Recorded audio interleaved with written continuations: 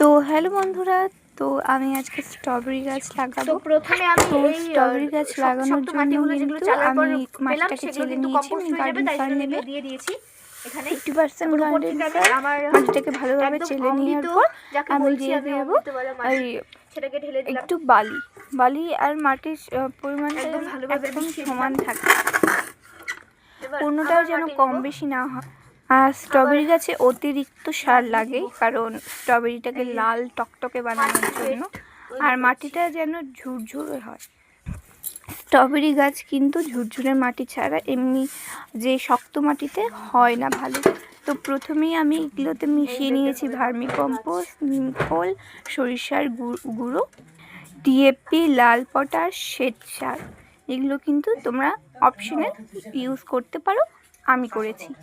তো এবার আমি গাছগুলোকে আমি তোমাদেরকে দেখাবো। দাঁড়াও, প্রথমে মাটিটা সুন্দর করে আমি চারিদিকে নিয়ে নিই, যেন স্ট্রবেরি লাগিয়ে দেবো, একদিকে জলটা আটকে না থাকে। এই যে দেখো আমার স্ট্রবেরি গাছ, স্ট্রবেরি আগে থেকে ধরে রয়েছে। কত সুন্দর হেলদি না গাছটা। অনেকগুলোই গাছ ভালো ছিল, তো আমার কাছে ওই যে বললাম কিছু নেই, তাই জন্য এবার আমি খুলে প্যাকেটটাকে লাগিয়ে দিব। যখন প্যাকেটটা খুলবে তখন কিন্তু পিছন দিকটা ধরে এরকম করে টানবে, এরকম করে ধরতে কিন্তু হবে, এরকম করে ধরে মাটির যেন কোনো রুটসের যেন কোনো ক্ষতি না হয়, ঠিক আছে? এই দেখো দেখাই আছে যে অতিরিক্ত কত সুন্দর জাতীয় সার কিন্তু ব্যবহার করা হয়েছে।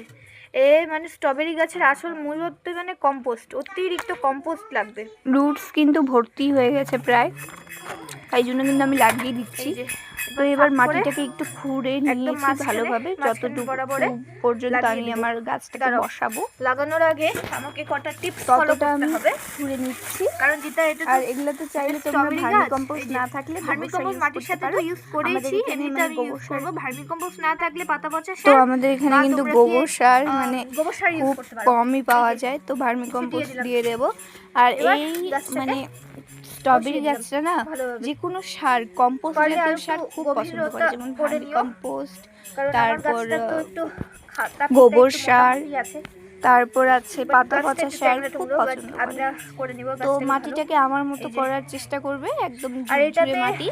আর চেষ্টা করবে যেন ওই যে আমাদের যে স্ট্রবেরি বের হয়ে আছে না, এই জায়গাটাতে যেন মাটি না পড়ে, তাহলে কিন্তু স্ট্রবেরি গাছটা পচে যাবে। মানে মাটি পড়লেই কিন্তু শেষ। আর এই যে স্ট্রবেরির পাতা বা স্ট্রবেরিগুলো মাটিতে মাটির সাথে তো যেন একটু এগুলো তোমরা খড় দিয়ে দিলে তাহলে কিন্তু কোনো সমস্যা হবে না। টাটা, জল দিয়ে দেবো।